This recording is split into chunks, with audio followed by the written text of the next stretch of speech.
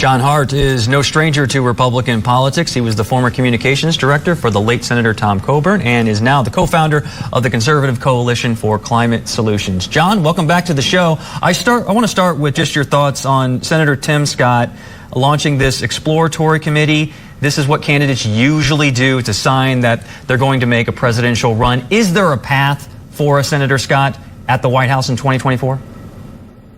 Well, there absolutely is. I mean, Senator Tim Scott is one of the best leaders we have in the Republican Party. And I think, this meeting that's happening now really underscores the choice that GOP donors face.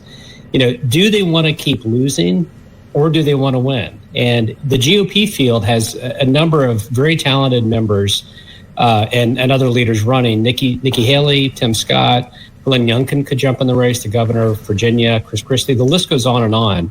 But with Donald Trump as the de facto party leader of the Republican Party, we have lost 3 national elections in a row or massively underperformed. We obviously lost the White House. We lost the Senate because former President Trump decided to focus on his stop the steal argument instead of helping Republicans win in Georgia.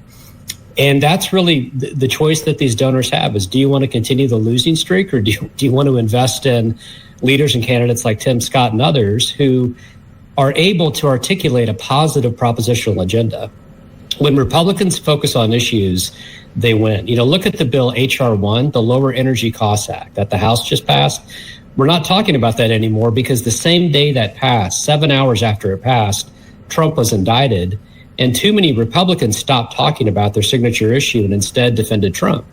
But if you look at the polling, 2 out of 3 Democrats, not just Republicans, support the core concepts in that bill, which is this, we call an all of the above energy strategy, where we invest in American innovation. We allow more production of clean energy, hydrocarbons, everything to give Americans the chance to pay lower gas prices. When you make energy more abundant, you make it more affordable. And so we hear the left talk about environmental justice, but where is the justice in increasing energy prices for poor people? So when you poll all these issues and questions, they're extremely popular, again, not just with Republican base voters, but with independents, with Democrats.